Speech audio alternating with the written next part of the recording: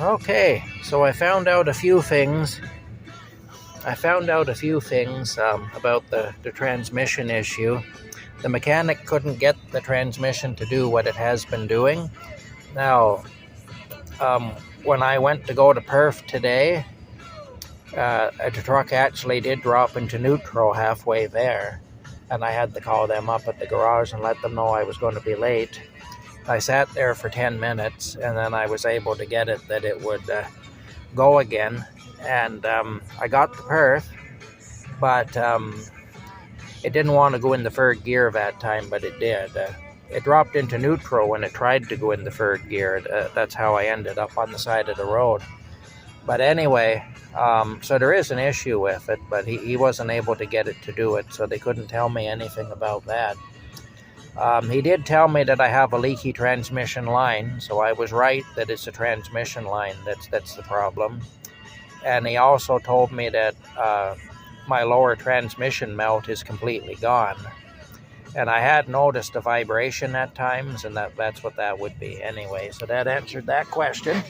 Anyway, I did stop at the Metro store while I'm in Perth anyway. And I got some of the good bread here. I got the good regular bread. And I got some of the good raisin bread. And it was still warm. You can see there's still a little bit of fog in there, or maybe it isn't showing up, but it was still warm in the store. It's cooled off a bit now, but anyway, that's where we're at. That's what's happening. It's really fresh. You just squeeze it, and it's wonderful. Anyway, that's where we're at. The repairs that they know of that it needs are going to be like $900. So that's where we are anyway.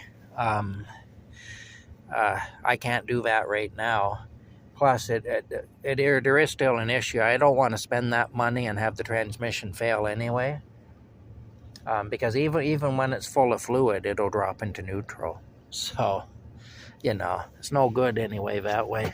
So I don't know yet what I'm going to do. I know I'm not doing anything right away because I just don't have the money to do anything right away. I gotta check the fluid now. I'll check it now while I'm here. I'm going to assume that they checked it there, but still, I'll check it again rather than to assume anything. I'll check it.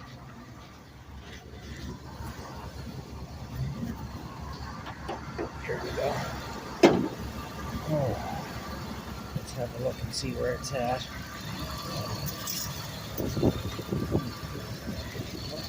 Alright then now. This thing's got a 318 engine in it. He also told me my rear main oil seal was bad, but that doesn't surprise me. That's a common thing with these. And, I know I am losing a bit of oil too, so may I say that did come as a big shock. Alright, well, he's at the right level. Yep, he is. Okay. Yeah. Well, we'll leave it for now. It's at the right level. Yeah.